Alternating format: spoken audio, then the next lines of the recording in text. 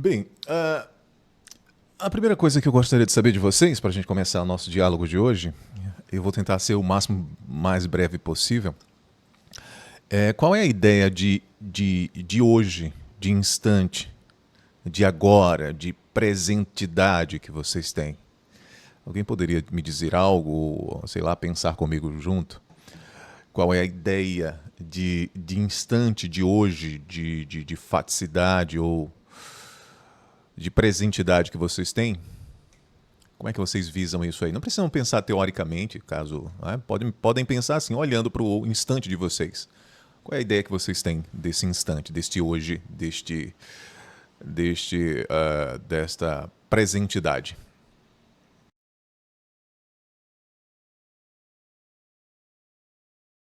Não sei, é que pensando assim, né, sem elaborar muita coisa, o instante como sendo esse momento que se dá, né, onde de fato eu estou habitando de uma forma mais real, né, porque a gente pode estar num futuro imaginário, num passado, sei lá, né, mas a vida acontece nesse aqui, nesse agora. Não sei, fiquei pensando um pouco nisso, né?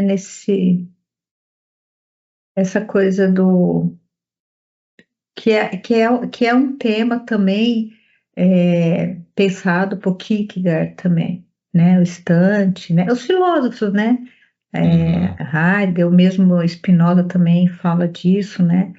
Esse instante que sai do tempo cronológico, né? Não sei, pelo menos assim que eu tenho visto alguma coisa, né? Que fala que uhum, é esse instante da eternidade, né? uhum, Daquilo que está sempre reiniciando o tempo todo, né? Não sei, fiquei uhum. pensando assim nessas coisas assim, assim, de uma forma mais simplória. É uma pergunta boba, né? Mas nos coloca diante do instante, né? Uhum, Do instante para pensarmos. Esse instante que você acabou falando, ele é um instante, ele é o instante mais distante que você me apresentou, viu, Maria? a Eckhart, Esse instante, ele está muito distante. tá? Que é o instante do pensamento, é abstrato, você Uhum. elaborou, enfim. Mas me diga o seguinte, o que é que você está fazendo agora? Tô aqui, tô te ouvindo, tô é, vivendo, né, esse momento aqui, né, de aprendizado. Ficou mais próximo o instante do que aquele outro Ficou, que você falou? ficou. Me parece que você tomou agora o instante nas mãos. Uhum, Você acabou de dizer para mim, eu estou aqui ocupada, estou me ocupando uhum, nesse instante aqui com você pensando, mas você não falou sobre o pensamento, falou agora sobre o instante, uhum, o seu uhum. agora, a sua ocupação.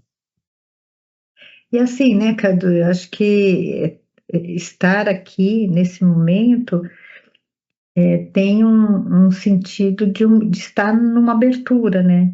Porque Isso. as coisas estão acontecendo, né, na medida que a gente vai trocando, Uhum, né? Que coisas são essas? Elas vão se dar, né? Não sei, né? Mas uhum. eu tô aqui, quer dizer, eu tô nessa abertura, né? Eu não sei, fiquei pensando um pouco sobre isso, assim. É interessante, né? Uma pergunta tão boba, né? E veja como a gente tende a fugir, a escapar. E o que é? Isso não é um erro, viu, Maria? Essa coisa da gente pensar, ir para o pensamento e tentar abstrair, elaborar o que é o nosso instante, perdendo de fato. Porque no fim das contas, quando você elaborou, você se ocupou. Mas o resultado da tua ocupação, ao pensar no instante, foi uma elaboração abstrata. Aí você saltou lá para o Kierkegaard, né, pro Spinoza, salvo o melhor juízo, e aí você elaborou uma ideia de instante quando o verdadeiro instante estava, se é que eu posso dizer assim, aquém da ideia. Era justamente o ato de você tentar buscar o instante quando o instante instanciava-se já no seu próprio ato de pensar, na ocupação com o pensamento, né? E veja que aquele instante se passou, aquela ocasião se deu, e agora estamos em uma outra ocasião que está se dando e vai se dar, né? E acontece, você se apropria e se dá outra ocasião, né? Então, essa é a noção do hoje, do instante. Mas veja que, em que pese a gente possa elaborar e tentar capturar um instante, no sentido de agarrar o instante como isto que nós nos ocupamos agora, tudo isso só foi possível, você só antecipou isso por conta de que nós estamos, né, de algum modo, amalgamados em contextos, né, em horizontes históricos que facilitam essa nossa própria abertura, como você acabou de falar. A nossa abertura que compreende a ocupação e o que eu faço agora, a ocasião, né, o fenômeno da ocasionalidade. Veja que isso não está lá em Seritempo nesses termos, né? Lá está a facticidade, né? Ocupação, que é o bezogen, né? Zoge, cuidado, bezogen, ocupação, né? Então, ter de lidar com, né, pensar, fazer, ser tomado por, né, são modos da ocupação que faz com que a gente se atenha a um determinado modo de ser que se ocupa. Mas a beleza disso é que, antes mesmo de você elaborar um pensamento, fazer uma abstração ou tentar formular uma ideia teórica, antes mesmo disso você já instanciava-se. Nós nos instanciávamos, eu junto com você e os demais, enquanto você elaborava um pensamento, né? O fato é que, já estando aqui, sendo conosco aqui, se ocupando desse momento, né, se ocupando dos seus materiais utensiliares aí para a gente poder conversar sobre o tema que Heidegger propõe, isso não estava no âmbito teórico de abstração, isso era um plano. Você está desde sempre num plano prático, praxis, né? Lembra que a gente trabalhou lá em Seritempo? Quando o utensílio... Nós estamos num plano prático, a gente não vê o utensílio, ele está tão próximo, o ser do utensílio e nós amalgamado, né, nessa relação conjuntural, né, a conjuntura, o meu ser junto ao ser de algo que eu utilizo para uma grande obra. Essa relação não vinha à luz no sentido de pensar sobre ela. Você não pensa no seu aparelho que você está olhando agora você vai olhar para ele e vai dizer, de fato, tem um aparelho aqui. Mas todos esses utensílios somem de algum modo da nossa compreensão direcionada, da nossa intencionalidade, por assim dizer. Porque está tudo correndo bem. Até que, de repente, a tela aqui se fecha. Aí você se volta para o utensílio, se volta para o ente. Porque até então estávamos numa conjuntura com o ser do ente. E aí o ente não aparecia no fenômeno da surpresa, importunidade ou impertinência. São os 3 modos de desmundanização do mundo que a gente viu lá em Seritempo. Claro que a gente está muito longe de Seritempo. Estamos em 1924, Heidegger aqui ensaiando os termos, né, as suas indicações, para depois chegar em Seritempo de uma forma mais elaborada. Então, o que está em jogo primariamente é uma praxis, numa relação onde nós não pensamos na coisa, mas o fluxo acontece. É um fluxo natural, a gente pode até dizer, automático da nossa relação com o ser dos entes. Isso não é ruim, não é? Isso não é ruim. Só quando há uma obstrução da relação com o ser doente, do utensílio, é que nós nos voltamos para o ente propriamente para dizer o que foi que houve.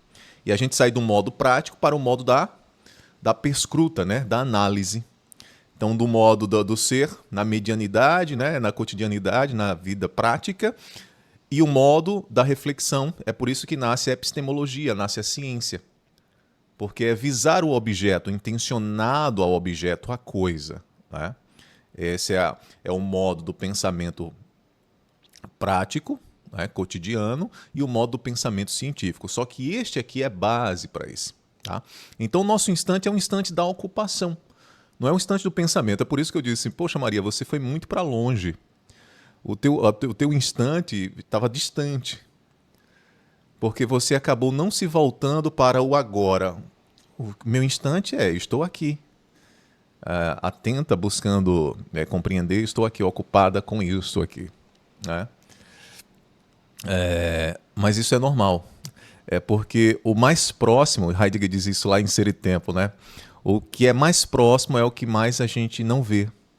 Fica distante de nós o mais próximo. E o mais distante é o que a gente quer se aproximar. É aquela velha história que eu sempre digo, né? Você tem um jardim belíssimo na frente da sua casa, mas quando é que você olha para ele? Você passa, mal olha para aquele jardim, né? As coisas próximas a gente tende a não olhar. Mas vamos lá. Estamos na primeira parte, hoje nós vamos encerrar o segundo capítulo, que trata da ideia de faticidade, o conceito de homem. E é o parágrafo 6º. E esse parágrafo nós vamos trabalhar hoje, como a determinação da faticidade, e quais são as implicações deste hoje para o curso da investigação. O que é que Heidegger vai dizer? O que é que nós pretendemos fazer e pensar acerca do hoje, e o que a gente deve afastar da nossa investigação, né? Da nossa análise. E aí, de saída, o Heidegger vai iniciar o parágrafo, e eu cito aqui o Heidegger. Ele assegura quem é o tema da investigação. Mais uma vez, ele vai fixar ali qual é o tema da investigação. O Dasein próprio é o tema da investigação, enquanto esse que é questionado, o ente, o questionado, da questão sobre o sentido de ser. Vocês lembram lá as estruturas de uma Frage, né? A estrutura de uma questão. O interrogado, o questionado e o perguntado. O questionado é o ente, o interrogado é o ser e o perguntado é o seu sentido. São as três estruturas de uma questão fundamental que já tem lá em Ser e Tempo, mas eu estou adiantando aqui para vocês porque é o que está em jogo para Heidegger. É olhar para um ente, né, o interrogado, perguntar ao perguntado qual é o sentido de ser. Né? Então é isso que está em jogo para Heidegger. As três estruturas de uma questão. Frage. Frage é questão. Né? Interrogado, perguntado, interrogado, questionado e perguntado. Tá? Então está em jogo o sentido de ser, o sentido da existência de um ente que existe colocando em jogo o seu ser. Então, quando a gente vai pensar no Dasein enquanto questionado acerca do sentido de ser, e toda pergunta acerca do sentido de ser tem um caráter ontológico. Oi, Tarcísio, seja bem-vindo. Eu não posso perguntar, eu não posso investigar o sentido de ser de um ente sem descolado, simplesmente assim, a revelia, solto, flutuante. Este determinado ente está amalgamado numa facticidade. Ele se faz dentro de um determinado contexto. Né? Ele se encontra e precisa sustentar, fazer-se a si mesmo. Então, o tema da investigação é a facticidade.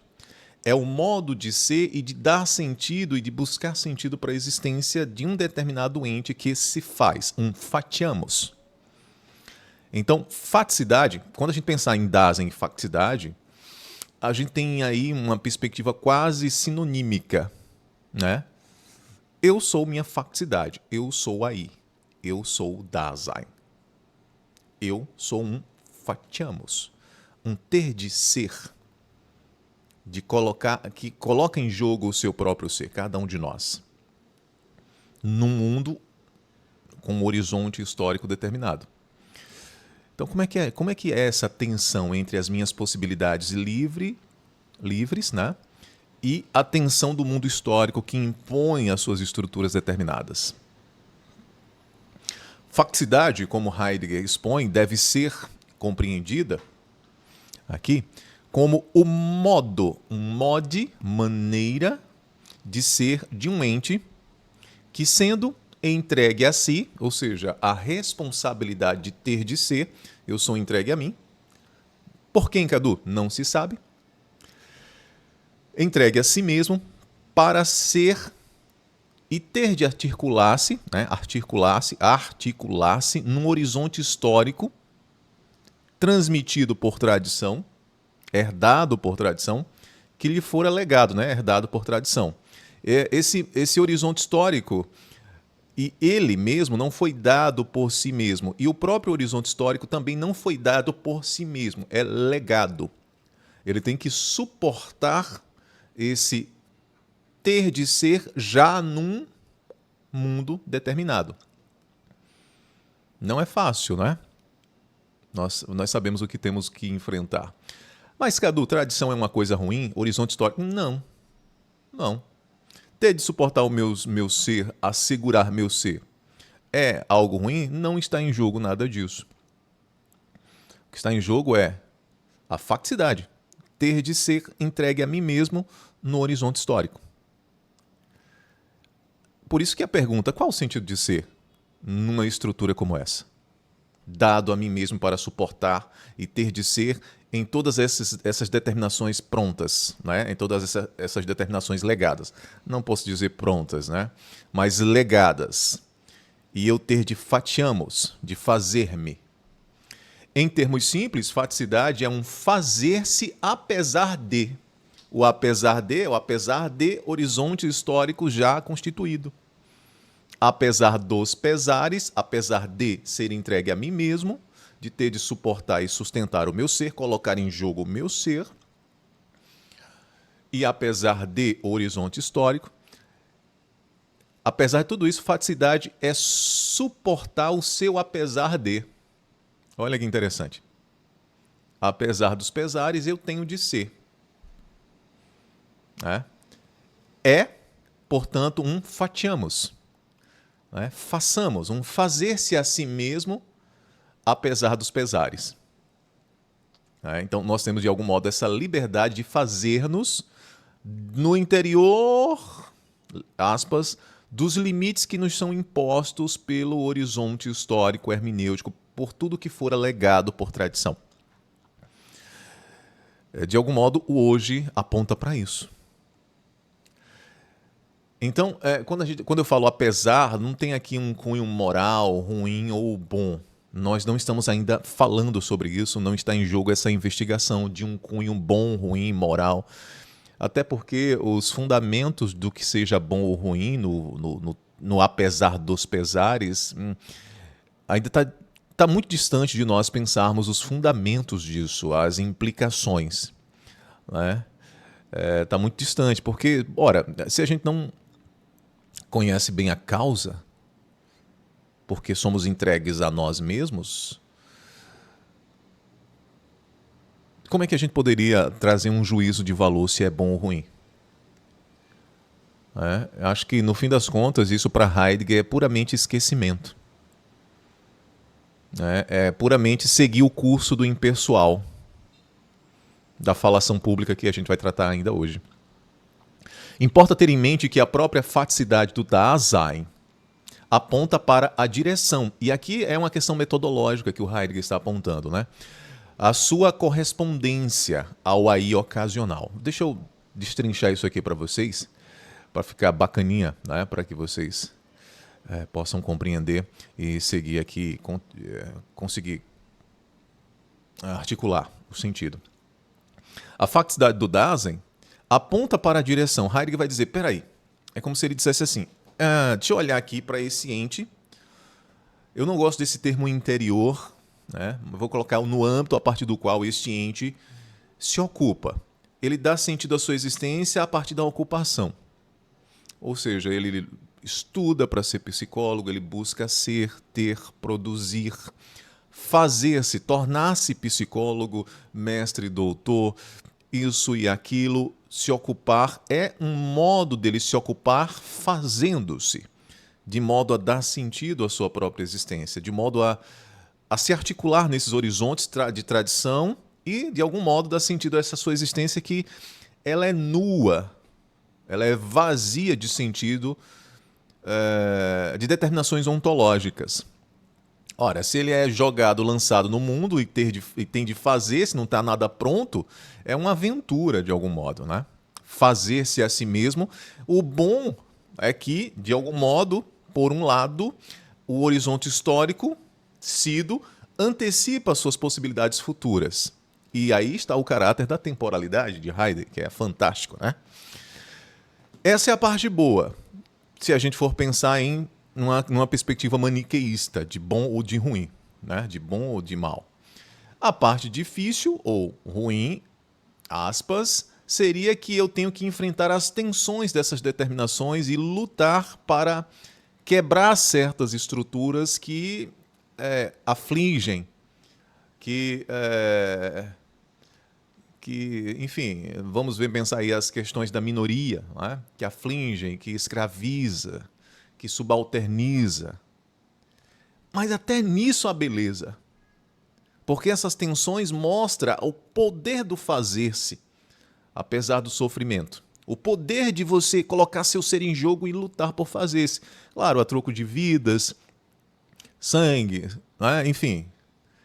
Mas existe justamente essa liberdade da luta ainda assim, né?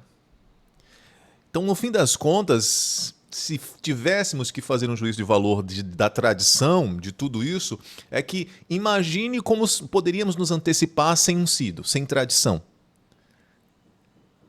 Só é possível antecipação de possibilidades a partir do sido da tradição. Né? É como se eu olhasse para frente, seguisse, mas sempre observando, olhando para trás. Claro que para Heidegger não está em jogo esse negócio de olhar para frente e para trás. Um instante instancia-se possibilidades futuras a partir do sido. É uma unidade da temporalidade, tá? Mas assim, para a gente pensar em termos, só para a gente esclarecer um pouco, metodológico, assim, enfim, pedagógico, é olhar para frente sempre olhando para trás, né?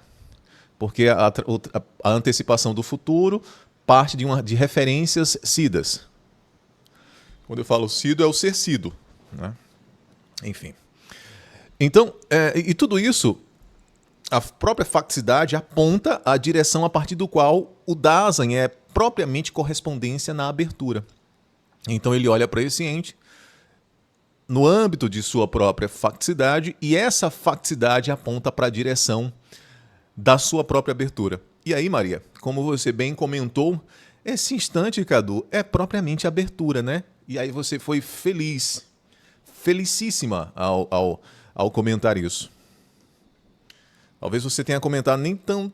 Você assim, tipo, você se deu conta. Cadu, é interessante, o instante, o agora, é propriamente a abertura. Exatamente. A direção da facticidade aponta para esse modo onde nós somos abertura para isto que é um instante no qual nós nos ocupamos. Ou seja, a nossa abertura ocasional.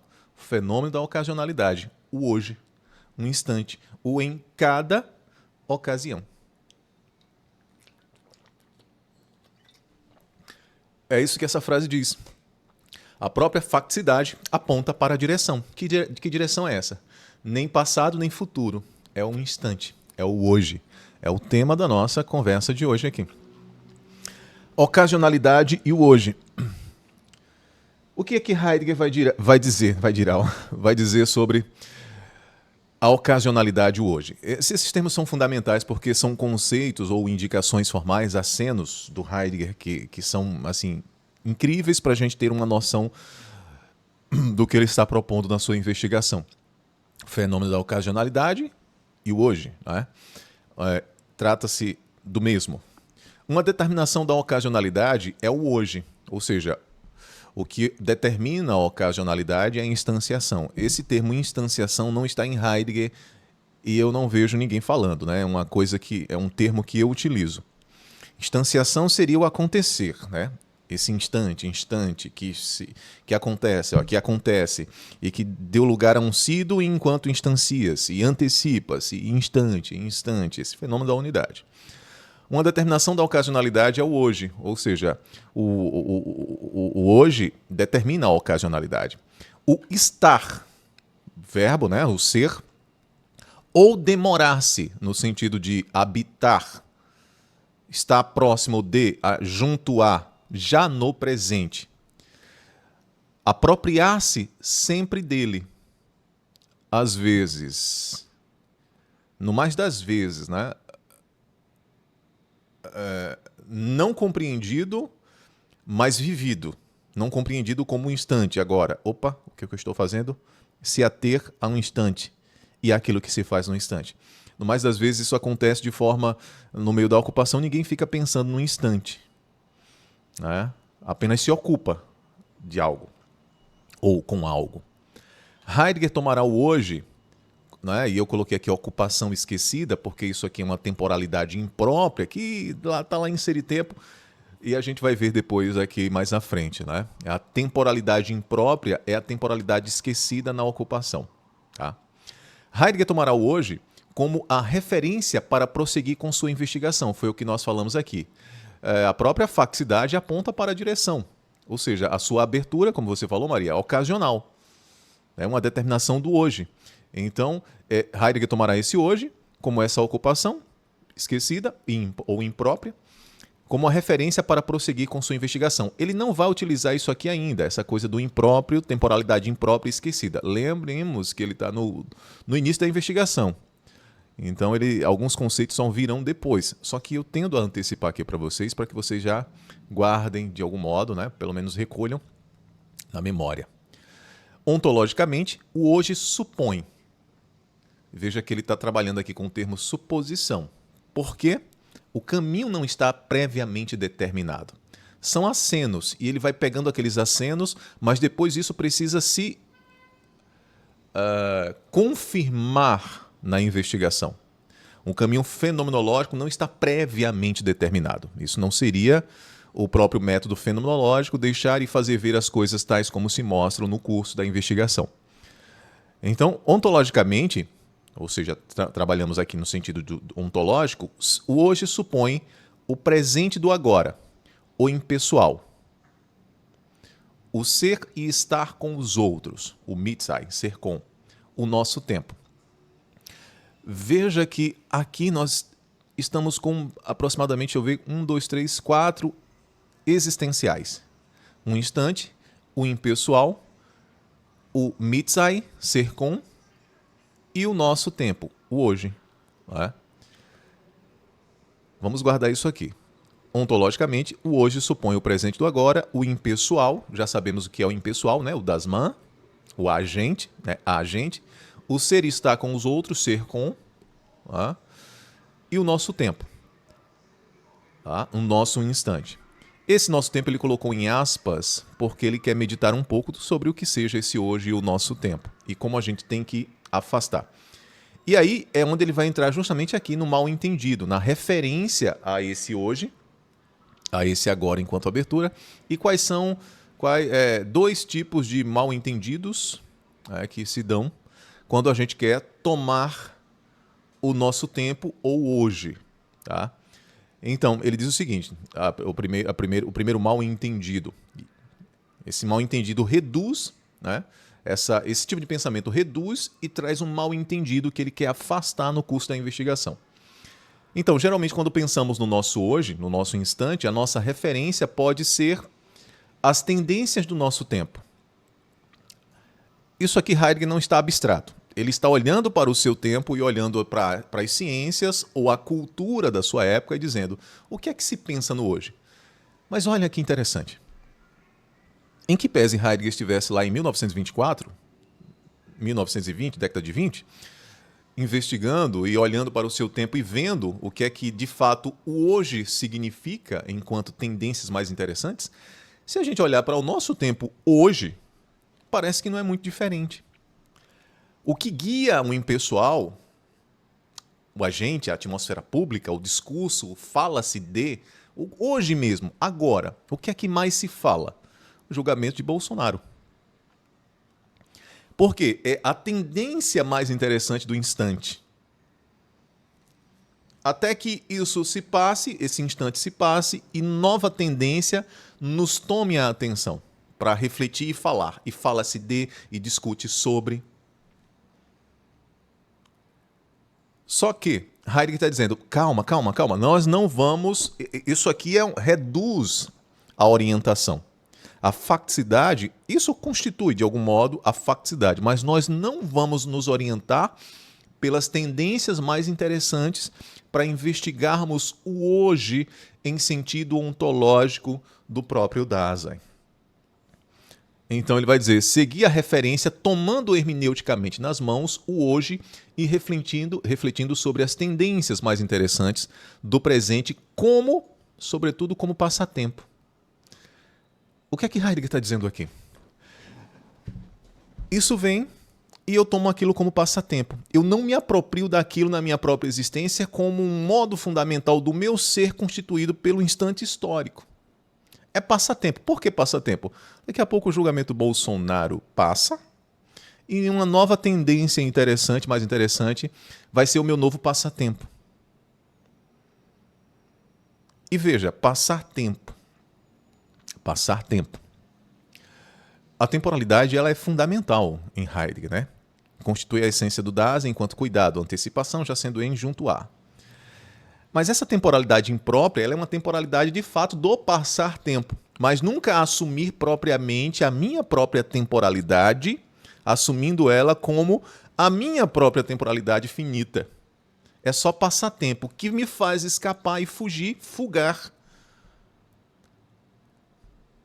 da minha própria finitude temporal. Ou seja, o contato com a minha angústia, indeterminação ontológica e finitude. Então, todas as tendências é passatempo, porque me afasta propriamente do assumir a mim mesmo como temporalidade.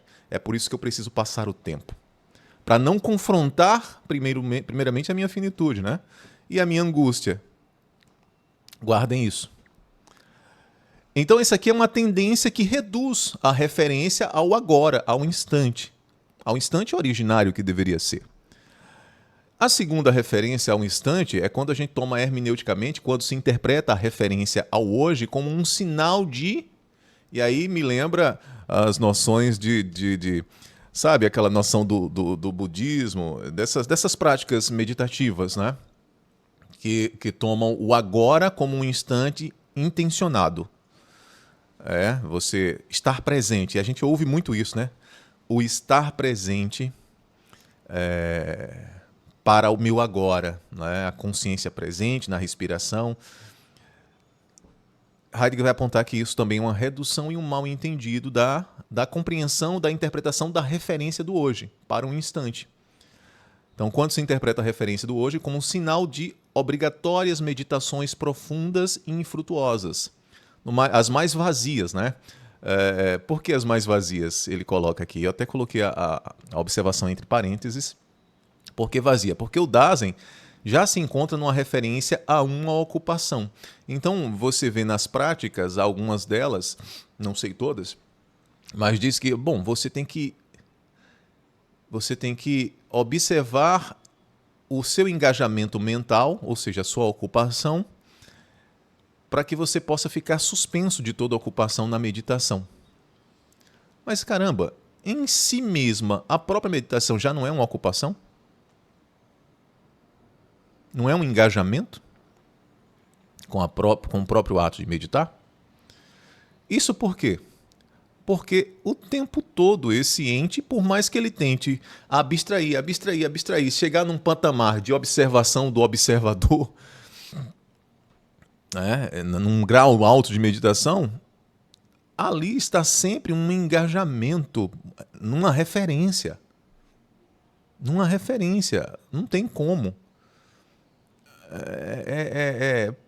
Porque esse si mesmo ele não pode sair de si num sentido de descolar-se de toda referência.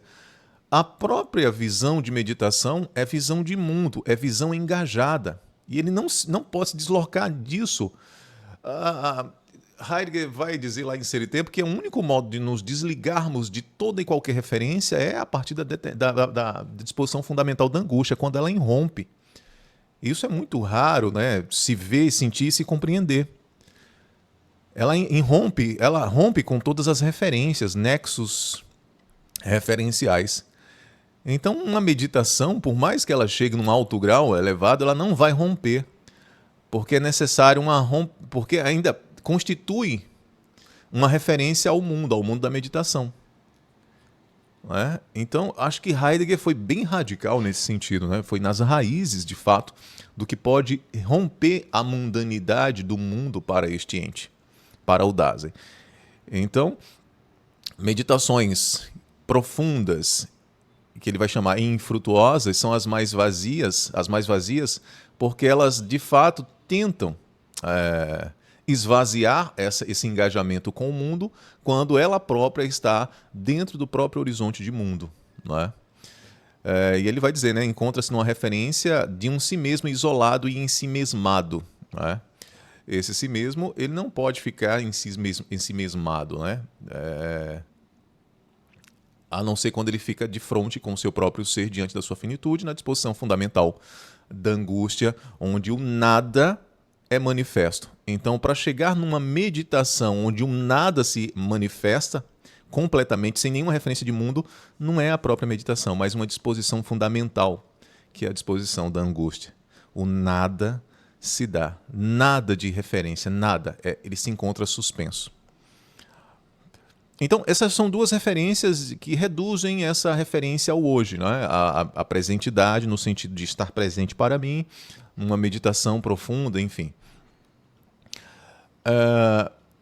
A realização de uma hermenêutica da facticidade precisa se manter vigilante para com esses desvios. Heidegger vai chamar isso aqui de desvios, né? Redução e mal-entendidos, né? Que desviam para a referência do hoje, né?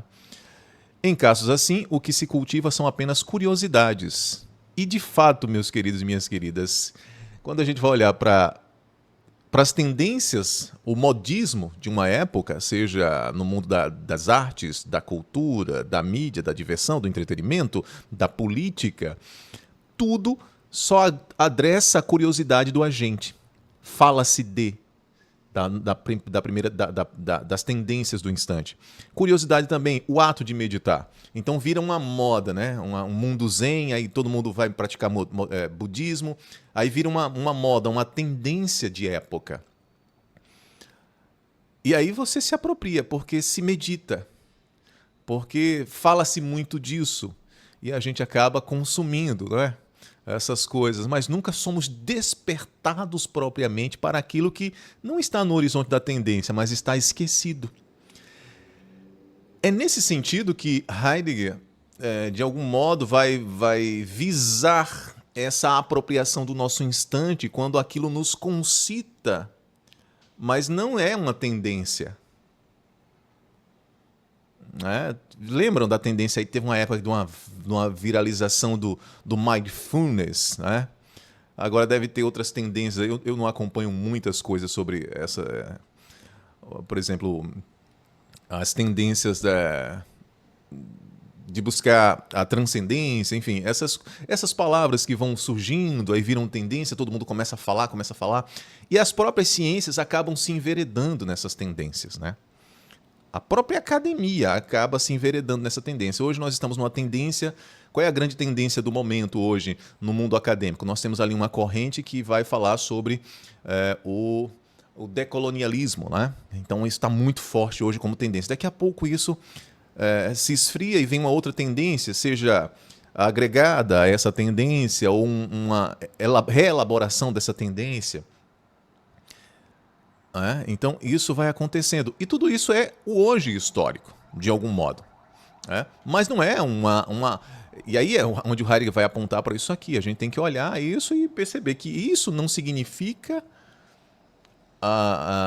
o nosso hoje e o nosso instante. Isso são tendências, curiosidades, despertam curiosidades. São apenas curiosidades com o que se passa tempo, com o mundo público ou o mundo privado. E nós compramos isso. Se pensarmos bem, Heidegger está olhando para isso dizendo, peraí, gente, o que é nosso hoje? O nosso hoje é o mais antigo dos antigos, não são as tendências. As tendências são desvios, passatempos e curiosidades. Por isso que ele vai perpassar as artérias da história para recuperar aquilo que permanece enquanto hoje. Lembra lá que a gente falou do mundo grego, lá da praxis, a teknei da praxis? É isso que Heidegger está olhando, né? O que é o nosso hoje no mundo público e privado? E aí, Heidegger insiste na referência ao hoje, com algumas indicações da ocupação com o mundo, o modo da praxis. Quais sejam? Nossos dias, o hoje significa nossos dias, nossa cotidianidade, o desvanecimento nela, ser absorvido pelo mundo, falar dele e cuidar de coisas. Veja que tudo isso aqui não está sendo demonizado, Heidegger não está demonizando. O que ele vai falar a posteriori é que isso aqui é um hoje impropriamente vivido. Né?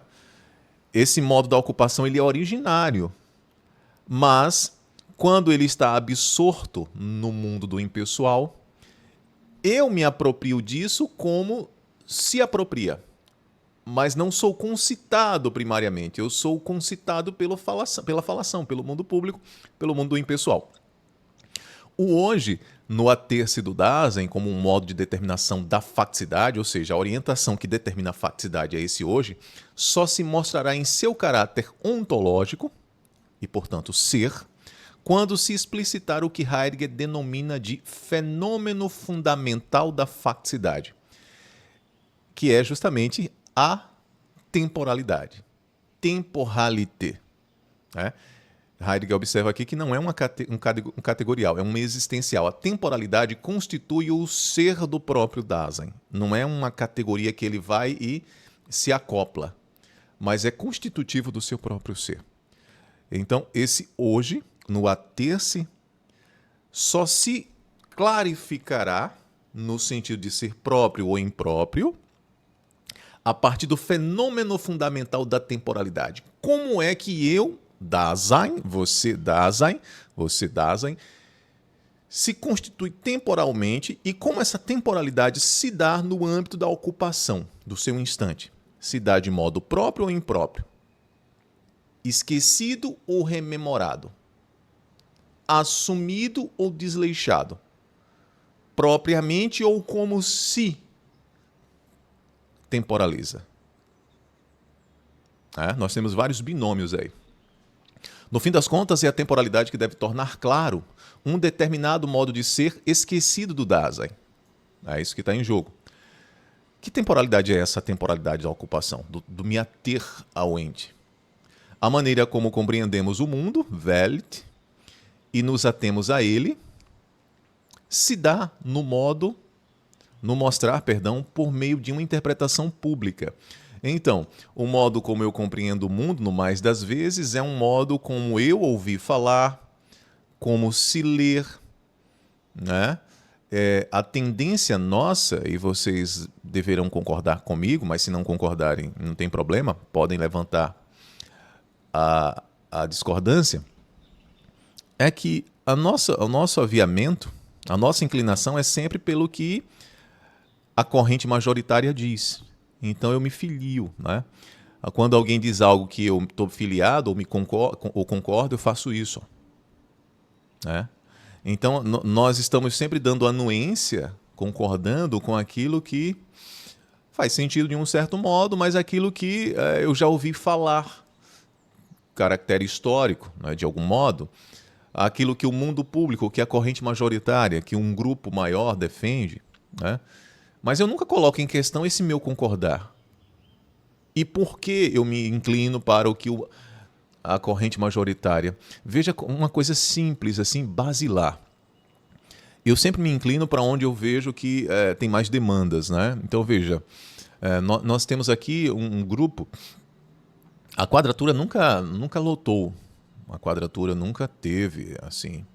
E não foi porque eu não tivesse trabalhado, no sentido de fazer publicidade, divulgar os nossos projetos, mas a adesão sempre foi muito, muito curta, né? Na Quadratura. Teve épocas de não ter ninguém e eu não fazer a conferência e mandar mensagem para o grupo e dizer, olha, por falta de quórum, esperei até 10 minutos, tempo de tolerância, não veio ninguém, eu não fiz a conferência. Por quê? Aqui, me parece, na Quadratura, eu não quero me arrogar assim, mas a gente tem um modo de conduzir bastante diferente do que se convenciona por aí, nas redes sociais, nos estudos de Heidegger. Né? Tem um tonzinho aqui diferente. Né? É quase como se eu não falasse muito a mesma linguagem dos heideggerianos. Né? Claro, tem ali um tom fundamental, que é a proposta do pensamento de Heidegger, mas tem uma esticada minha, um passeio, umas interpretações um pouco mais personalíssimas nesse sentido, a partir daquilo que Heidegger está apontando. Mas se você olhar, por exemplo, a formação dos... Todo mundo que se informa no Instituto Dasein, todo mundo parece que fica com um vocabulário parecido. É a mesma articulação de pensamento, eu já percebi muito isso.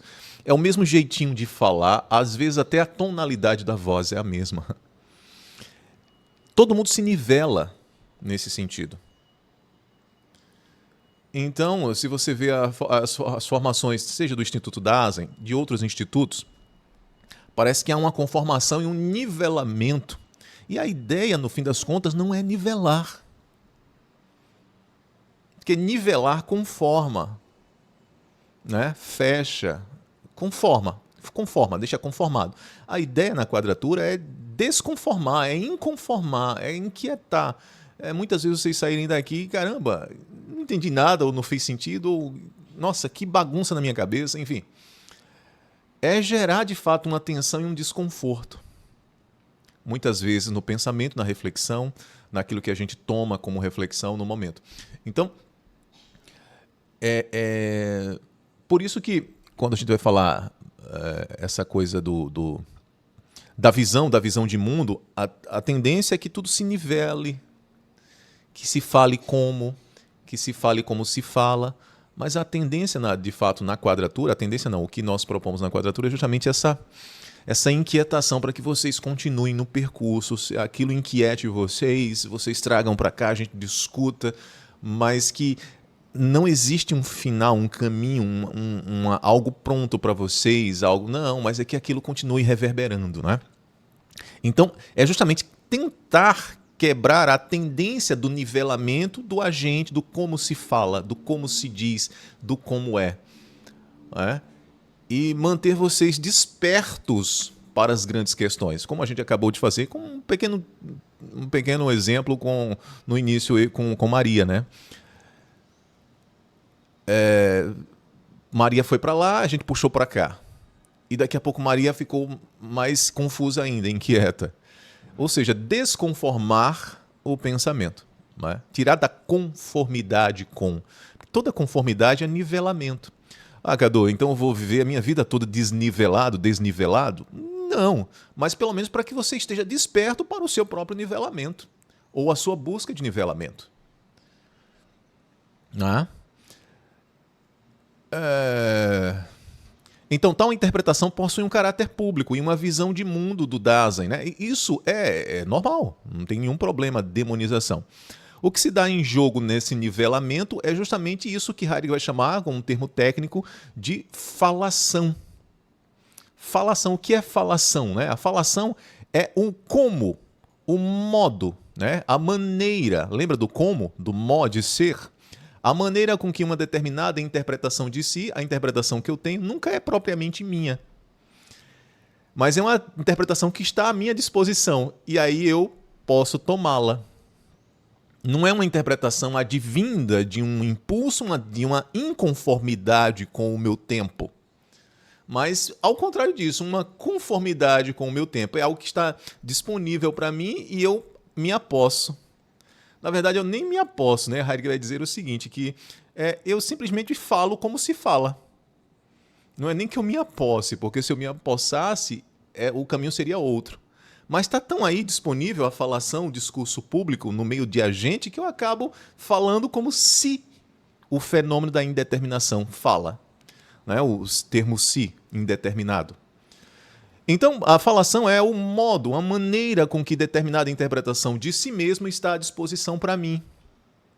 Essa interpretação mesma não é algo que se acrescenta ao próprio Dasein. É algo que é algo que não se acrescenta ao Dasein, algo que se lhe adere ou dependura de fora, mas algo que o próprio Dasein chega por si mesmo, do qual vive e pelo qual é vivido, né? É um modo do seu ser.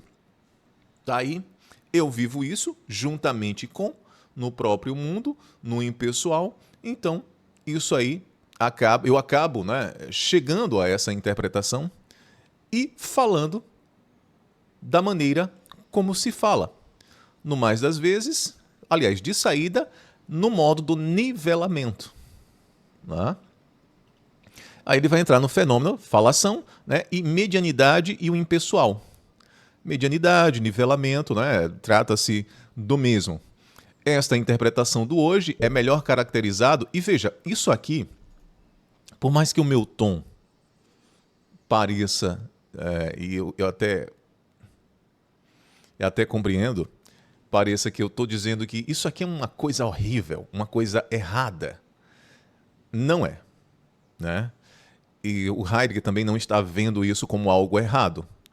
Aliás, ele disse que isso aí é um fenômeno positivo, porque mostra o esquecimento, a temporalidade esquecida. O fato de eu querer passar meu tempo. E veja, a própria facilidade, veja hoje a questão das IAs, né?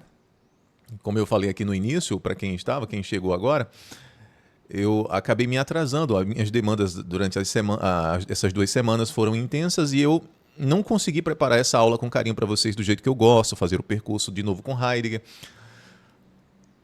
Então, eu acabei ficando assodado, né, com o tempo, me ocupando demais, né? E aí eu tive que pegar os trechinhos do próprio texto e colar aqui, porque senão não ia aprontar o PDF. Mas como humano e falho, eu tive que fazer isso, porque senão eu teria que adiar a nossa conferência de hoje. Eu não gosto disso, né? Adiar só por um motivo de fato, caso fortuito fosse maior, né? Então, eu acabei... E aí eu poderia ter utilizado, como eu disse antes, a IA para preparar essa aula para mim, porque eu já entendo o conteúdo, e eu daria essa aula para vocês. Mas não, eu precisava caminhar de novo no percurso. E, meus queridos, toda conferência que eu for ministrar, vocês vão perceber que é uma conferência diferente. Porque eu não tenho um material... Mesmo que eu utilize o mesmo material, mas o percurso será outro, justamente por conta do hoje, do instante. Eu não tenho a mesma aula em cada momento. E até quem tem a mesma aula, parece ter a mesma aula, não tem, porque o estado de ânimo é outro, né? Mas tem gente que repete a mesma aula com as mesmas palavras, ainda que o seu estado de ânimo seja outro, né? Então vocês sempre terão uma conferência distinta, né? Uma conferência completamente distinta da que eu possa trazer. E aí eu faço o percurso. Poderia ter utilizado a IA para preparar essa conferência para vocês e o PDF, enfim. Mas não, eu faço questão de escrever, pegar as partes que eu acho que são importantes da gente fazer a reflexão. E aí eu não consegui hoje fazer com tudo, né? Terminar. E peguei algumas partes e coloquei aqui. Então vamos lá, medianidade e o impessoal. Essa interpretação do hoje é melhor caracterizada na medida em que ela for experimentada justamente de modo não expressa. Ou seja, ela é melhor caracterizada, a interpretação do hoje, quando ela não é expressa, não presente. Lembra lá que eu perguntei a você, Maria, o que é que o seu hoje, o seu instante? Aí você expressou esse instante e aí você saiu dele. De algum modo, você fez uma abstração para buscar uma ideia do instante, quando o instante já estava acontecendo na sua busca pela ideia. Ela é um como do nosso ser, ou seja, é tão próxima, é tão constitutivo do nosso ser que a gente se distancia e esquece. Fenômeno do esquecimento, da ocasionalidade. Ela é um modo do nosso ser pelo qual tudo é vivenciado. Então, na medida em que Maria foi buscar uma ideia, ela já estava vivenciando o instante, enquanto buscava uma ideia do instante.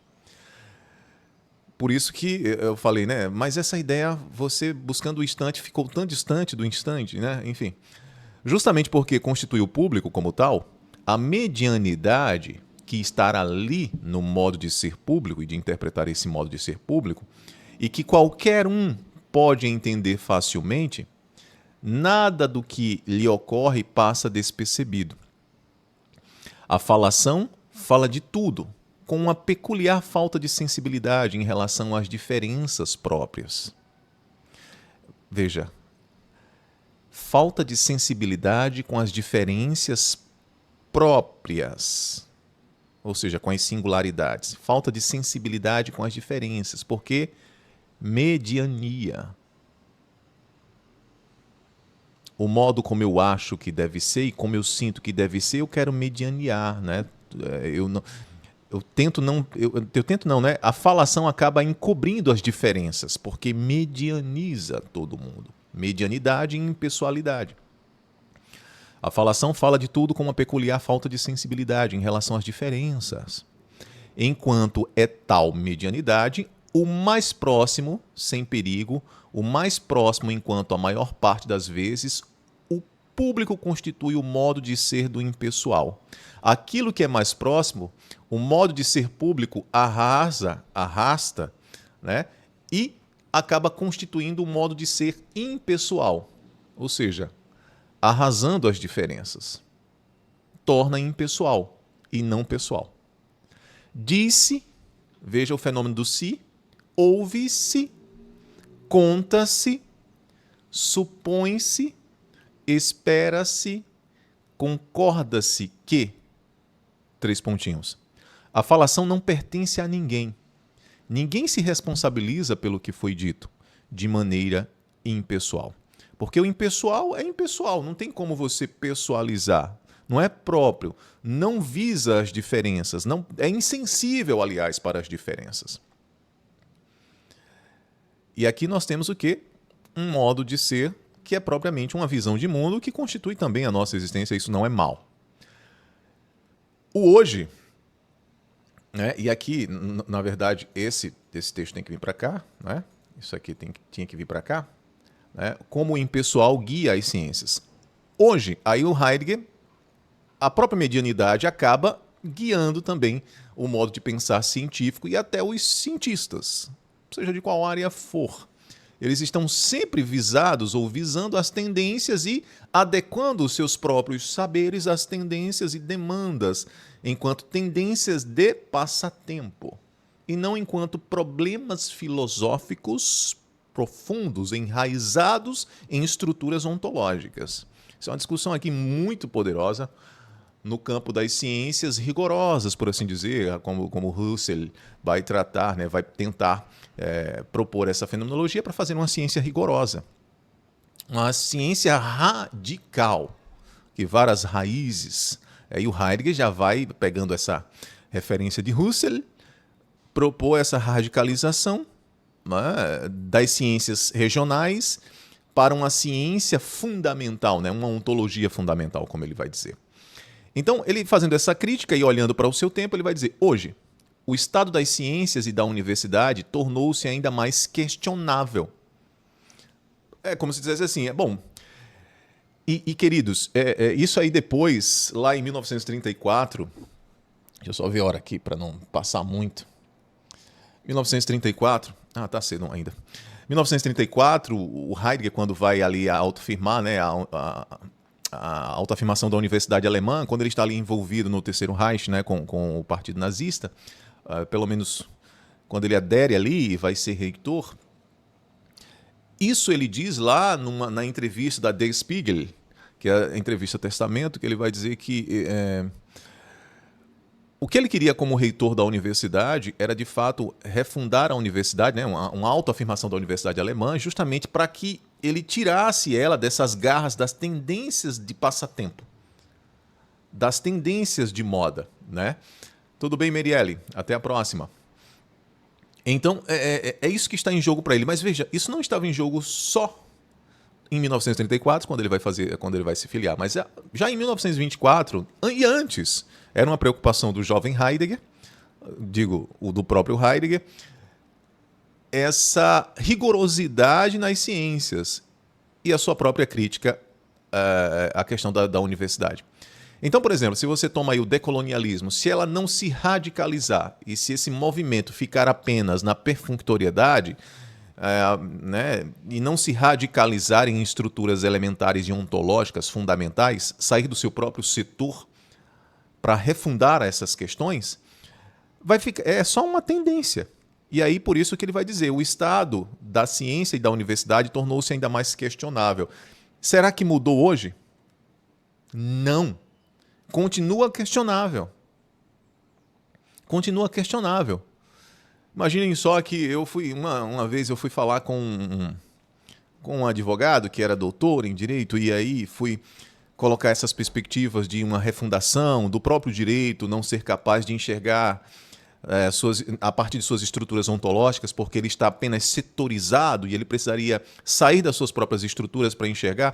E aí muita gente diz assim, é por isso que precisa de filosofia. Não é filosofia. Não se precisa de filosofia. Não é? É como se nós não filosofássemos e precisássemos de algo que é a filosofia para refundar algo. Não. É propriamente uma requisição da ciência jurídica, uma refundação das suas próprias estruturas, um abalo. E para isso não se precisa de filosofia.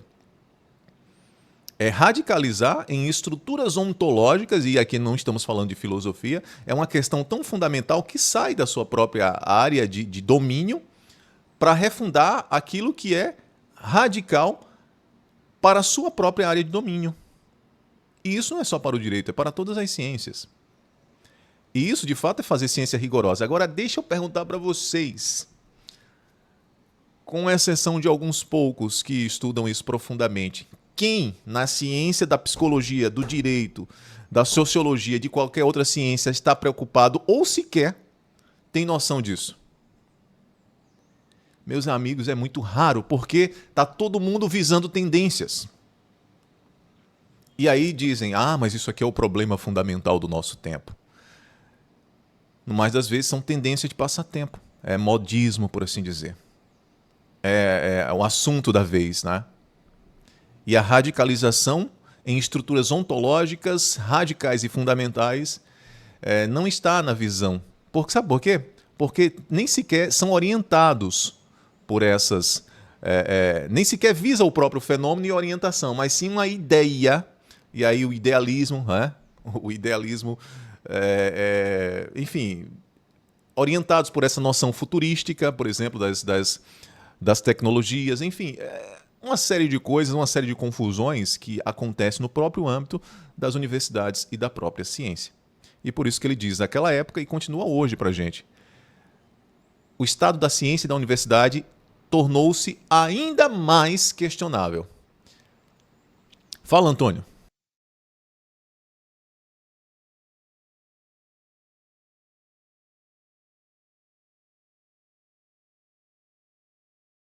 Antônio, tu levantou a mão só por...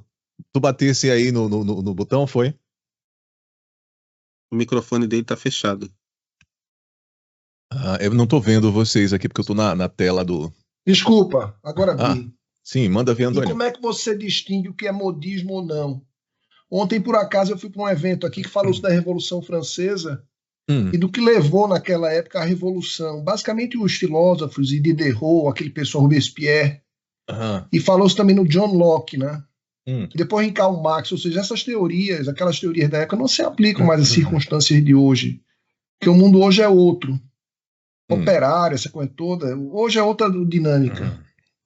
Então, como é que a gente filtra e realmente vê o que é? Porque isso que você está falando é importante. O que não é e o que é? Como é que você arbitra isso? Gente, o próprio impessoal dita. Não é nem sou eu que faço essa distinção.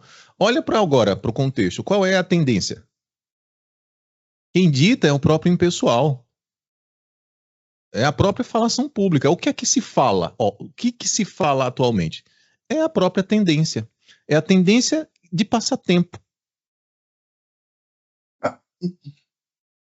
Isso se você ficar olha para o teu hoje e olha para o que é. Olha para o teu hoje e olha para o teu sido, digo sido assim, há 1 mês, há 3 meses atrás. O que é que ao longo desses 3 meses se deu como grande movimento, grande tendência, grande conversa, que estava estampado nas mídias, o que todo mundo comentava, o que todo mundo fazia memes, e o que está hoje? Não, então, isso está fora, isso é lixo. Eu estou dizendo o seguinte, como é que a gente sabe qual é a verdade? Qual é a verdade para a gente se segurar e não cair no chão? Olha, essa ideia, isso aqui é tão complexo, Antônio, porque para te dizer qual é a verdade, eu já estaria me embrenhando numa espécie de impessoalidade. Mas eu acho que o caminho que Heidegger vai propor, e o caminho que ele propõe, é justamente colocar em questão essas tendências e se voltar propriamente para a questão fundamental que subjaz essas tendências. Porque o próprio Heidegger acaba dando uma sinalização. No mais das vezes, isso é passatempo. O que é que subjaz? O que é que está nos fundamentos, na base? Qual é, de fato, o problema? Sei lá, vamos pensar, colocar aqui, problema filosófico. Qual é o problema fundamental da política no Brasil? Será que é mesmo o partido A e B? Será que é essa tensão entre Lula e Bolsonaro, sei lá, direita, extrema direita, na verdade, né? Direita radical, que a gente não pode, e esquerda? Será que o problema, de fato, por exemplo, vamos pegar um exemplo mais fácil aqui. A perseguição lá do Donald Trump, tentando minar os seus opositores em determinados estados, não é? Da América. O problema, de fato, é aquilo que ele olha e mostra como tendência, ou seja, aqueles problemas que ele vai... Por exemplo, ele quer invadir agora a Venezuela, né, que pelo menos quer minar ali ou prender o presidente da Venezuela, e ele diz algo, coloca um discurso, né, quer acabar ali com a imigração, enfim. Será que, de fato, o problema é esse? A gente precisaria questionar, e eu não tenho como eu dizer para você qual é o problema, porque isso aí necessitaria de uma investigação profunda, né? Primeira coisa é colocar em questão, será que a tendência que isso que se fala, isso que aparece, é o que deve estar em jogo? O que é que subjaz isso aí enquanto problema fundamental? Ou seja, qual é a raiz desse problema? Será que o problema é esse que se discute? E muitas vezes, até os próprios economistas, doutores da Mackenzie, né, da USP, discutem isso aí, traz até para a mídia e apenas estão nivelados. Uma questão fundamental, Antônio, a primeira coisa que a gente deve perguntar, segundo Heidegger, primeiramente, qual o sentido de ser deste ente, amalgamado no sentido de ser disso que é a historicidade, que é o acontecer da história. É isso que está em jogo. Então, aí você começa a se aviar, escavar mais para baixo e sair vou utilizar um termo que eu não gosto muito, das narrativas que medianizam. Porque o que se discute, no fim das contas, é só a parte de cima. A camada superficial do problema que deve ser investigado a fundo. E aí você, por exemplo, você até falou e foi feliz em dizer que estava discutindo aí os contratualistas, né? E aí você até disse, hoje em dia isso aí não se usa mais, hein? Enfim, isso aí para o nosso tempo não é mais. E eu vou te dizer, viu, Antônio? Não sei bem, não. Acho que no fim das contas nós ainda temos esses mesmos problemas e essas soluções que foram dadas tanto pelos contratualistas, elas perduram até hoje e até você falou do Marx, né? Qual é a questão do Marx que você falou? Não, é que, por exemplo, cada teoria ela tinha que ser vista como o contexto do momento. Então, por exemplo, quando você pega essas teorias de Marx ou das próprias causas que levaram à Revolução do passado, francesa, a coisa toda, tinha aquele momento. Hoje o momento é outro, não se fala mais de proletariado, operário, a coisa não é tão verticalizada como era no passado. Está mais fruto da própria evolução. O que Mas veja, falar... o contrato, a contratualização continua. O que se desenvolve ali nos iluministas, a questão do contrato, a contratualização hoje está muito maior do que a relação, por exemplo, de patrão empregado CLT, né? E outra coisa, a Marx continua em vigor, porque o lema, o núcleo fundamental, se é que eu não estudei Marx profundamente, li algumas coisas, mas o cerne do pensamento de Marx não é a questão só de proletariado, era a questão da divisão de classes. Se a gente não tem hoje uma divisão de classe na relação empregador e empregado, proletariado, né? E, enfim, temos outros tipos de relações de classes. Ou seja, se olharmos bem, Marx foi num âmago, numa questão fundamental e raiz. Aí eu te dou um exemplo. Não é que seja verdade, mas o que é mais raiz é que o pensamento do Marx continua atual. O tempo é outro, mas a relação de divisão de classes perdura até hoje. Aliás, talvez muito mais acentuada. Você percebe que Marx tratou de um problema fundamental e não perfunctório? Se visarmos Marx na perspectiva, o tempo são outro, você não tá errado, não. Tudo bem, é a sua visão e tá tranquilo. Mas observe que o que está em questão para Marx é divisão de classes. E isso, meu amigo, parece que se acentuou ainda mais. Não no nível de empregado, né, também, mas agora em níveis econômicos. O que está em jogo aí, de fato, é esse poder do capital. Os contratualistas que você também falou ali, naquelas teorias desenvolvidas, orientam e ainda perduram até hoje. Veja os contratos, a uberização, essas questões que acentuam ainda mais o problema de classe. Então, agora sim, nós estamos entrando em terrenos fundamentais de pressupostos que foram colocados por esses pensadores lá atrás, mas que ainda orientam e que estão presentes, vigorando. Vou te dar um outro exemplo, Antônio. A República de Platão. A República, tal como Platão sonhou, nunca se realizou. Nunca. Mas por causa disso, a gente acabou a República tal como Platão pensou lá atrás. Não, porque essa República, enquanto utópica, nunca realizada e talvez nunca realizável, porque ela não pode se realizar mesmo, é a República que orienta todas as repúblicas que nós temos. Está lá em Platão. Eu não posso dizer que é a mesma República, mas é o fundamento da República.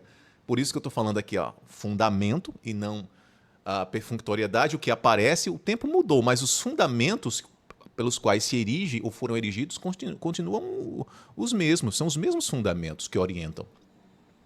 Então, o que eu ouvi falar é que se a gente se segurar nesses 4 básicos, que é Aristóteles, que você falou, Platão, sim, mais os 2 da Idade Média, que é Santo Agostinho e o outro é Tomás de Aquino.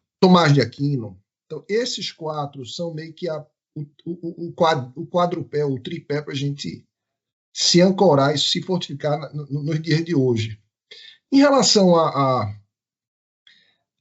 Marx, essa coisa toda, aí nós vamos teria outra live daqui, porque você vê, né, no que deu, tudo que ele foi pregar. Ou seja, o mundo evoluiu, andou para frente. Né? Você vê uma revolução que foi feita para tirar a aristocracia, chegou outro aristocrata chamado Napoleão Bonaparte, e várias cabeças rolaram na guilhotina. Então, assim, não sei se convém a gente falar sobre, mas efetivamente, o que eu ouvi falar foi que esses 4 aí, 2 que você citou, mais esses 2 filósofos da Idade Média, são esteios para a gente poder. E você pode incluir Heidegger, ou seja lá qual for outro, para a gente poder meio que se orientar hoje em dia, né? E não ficar pegando essa coisa de TikTok, Instagram, essas porcarias todas. É verdade. Legal, legal. Mas foi uma boa essa levantada de bola sua. Legal. Mas sempre questione. E é bom você questionar. E que bom que você trouxe pra gente. Porque às vezes a tendência é a gente... Por exemplo, eu não vou dizer... O caminho que eu meditei foi conjuntamente com Heidegger, Nietzsche e Wittgenstein, né? Porque eu busquei uma questão, meditar a linguagem. Depois me aviei para a parte do ser, enfim. Então tudo isso parte, toda a minha reflexão de mundo, visão de mundo. E veja, acabei de dizer, eu tenho uma visão de mundo, é só um recorte. Heidegger também teve um recorte, agora um recorte de uma visão de mundo. Marx é uma visão de mundo, Agostinho é uma visão de mundo. Então se eu pegar e botar esses 4 como o esteio, eu ainda estou dentro de uma visão de mundo e estou limitado. Porque ambos eles discutiram visões de mundo, perspectivas. Né?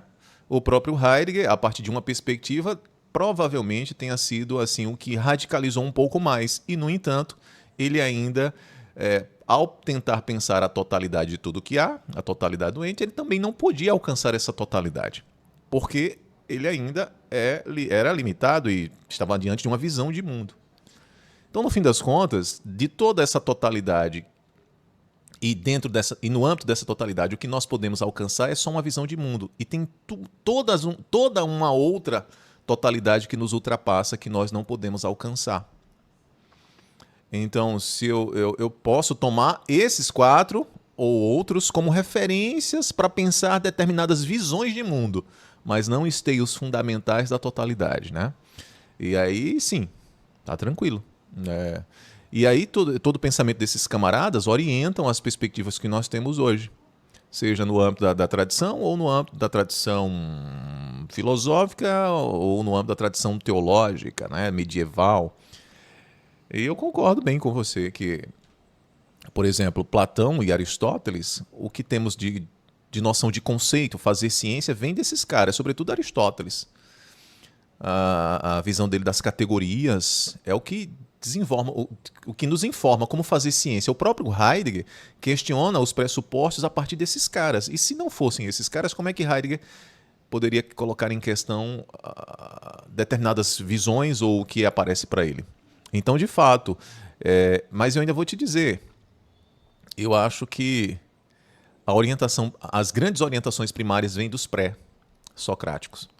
Acho que eles, de fato, começaram a iluminar, sem determinar, toda essa outra corrente, essa esteira socrático-platônica, aristotélica e por aí vai.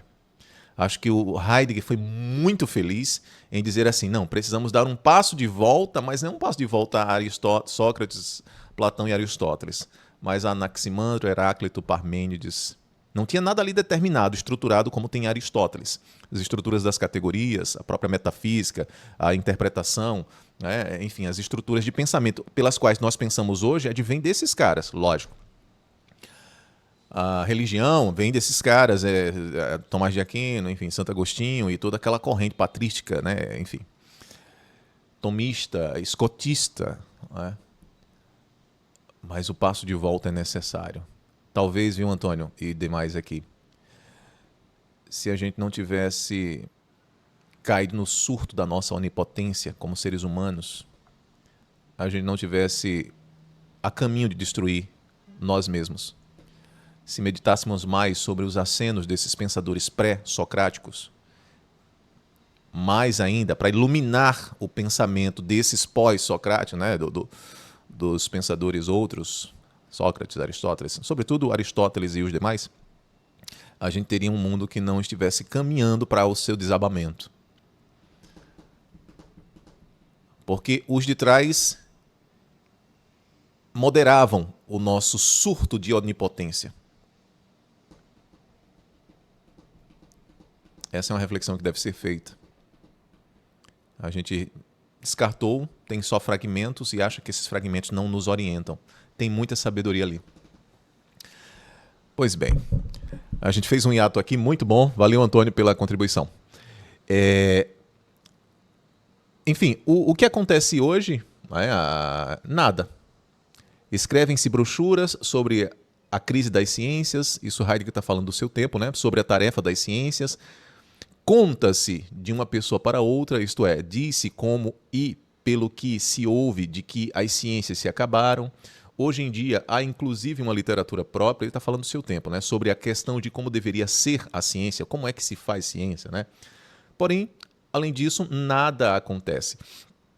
Eu fiquei estranhando aqui esse nada que o Heidegger coloca.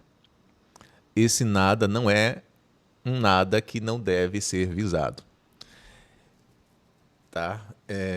Esse nada tem importância. O nada acontecer. Ou seja, é como se ele dissesse assim, bom, faz-se isso, faz-se aquilo, se fala assim, se faz, mas o nada acontece. É como se ele dissesse assim, tudo que se faz, o nada é o não fundamento de tudo isso que se faz. E esse nada não está em jogo. Claro que ele vai discutir. Acho que tem um áudio aí.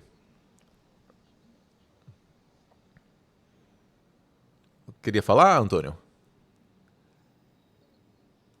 Ah, beleza. esse nada, de algum modo, não é visado. Ele vai falar sobre isso lá em que é metafísica, né? Ele vai dizer por que a ciência não olha para esse nada que é constitutivo, que é a condição de possibilidade para que a ciência veja o ente e possa investigá-lo. Então, eu acabei duplicando aqui, né? Enfim, Heidegger, nesse mesmo parágrafo, ele vai falar do Van Gogh.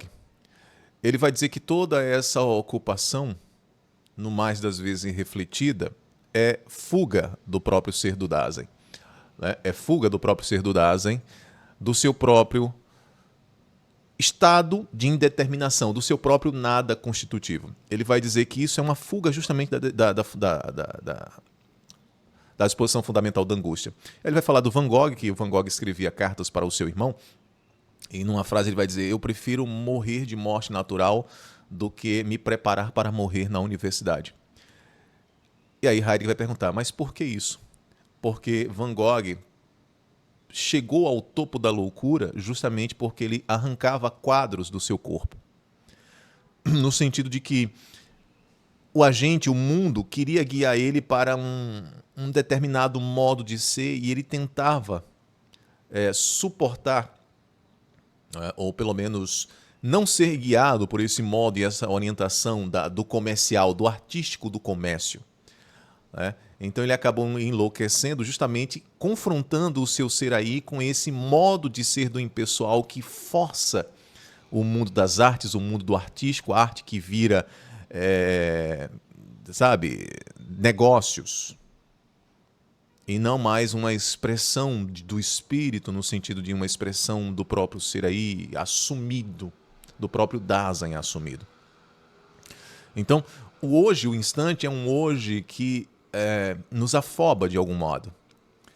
E pouco se reflete sobre um instante, na verdade, como um instante assumido diante da própria ocupação.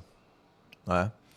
Ou mais das vezes, quando a gente não fuga para uma ideia distante do nosso hoje, a gente fuga para a ocupação absorta, tomada e irrefletida.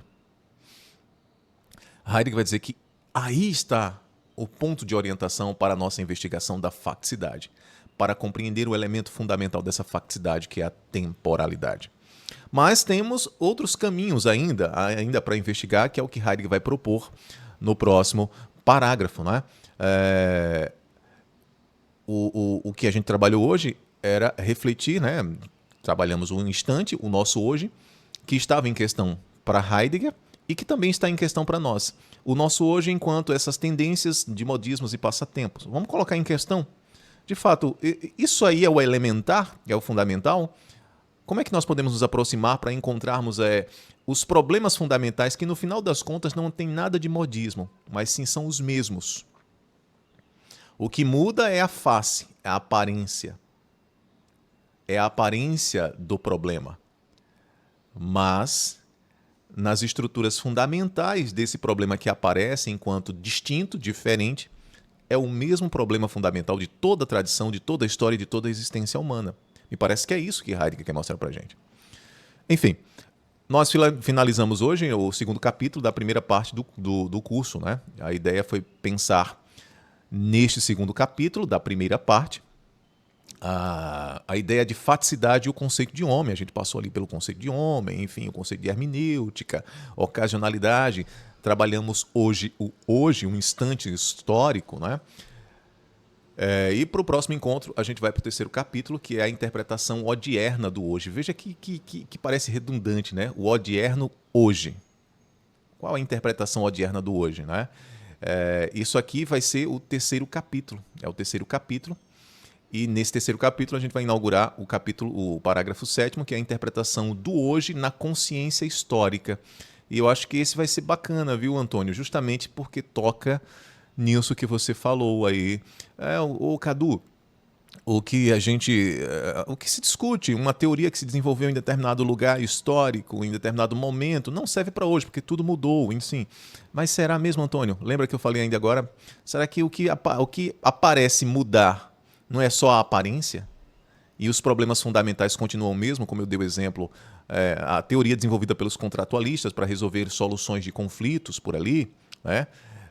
O problema que Marx vê, né, sobre a distinção de classe, divisão de classes, será que aquilo ali foi só um problema ali do proletariado? Mas será que erradicamos a divisão de classes? Tinha um problema ligado mais ao capitalismo, né, essa coisa toda, enfim. Então, a interpretação do hoje na consciência histórica pode nos iluminar ainda mais para a gente pensar essas questões. E como você bem fez, Antônio, pegar essas questões que são questões de teorias, problemas e soluções que foram desenvolvidas no passado e olhar para o nosso hoje, nosso instante, para ver isso e tentar perceber se essas questões, essas soluções resolvem os problemas de hoje ou se os problemas que foram encontrados lá permanecem hoje. Então veja, tudo isso é historicidade e temporalidade e concita diretamente, radicalmente o nosso ser para meditarmos sobre isso, ao invés de ficarmos apenas repetindo o que se diz por aí nos TikToks, como você falou, na internet, ou enfim, pegar essas noções que se dizem, que se discute, não estou falando no TikTok nem no Instagram, mas nos próprios grupos, como o nosso aqui. Colocar em questão até os meus acenos, não posições, mas acenos meus e o próprio do Heidegger. E essa é que é a beleza, manter essa energia vigorando da própria questão. Na busca não de sedimentar, mas de aprofundar.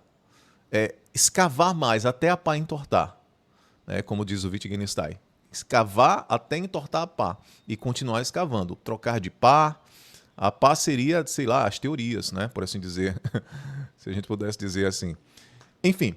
Então, no próximo encontro, vamos meditar acerca de 2 pressupostos que segundo Heidegger, é compreendido como espiritualidade moderna.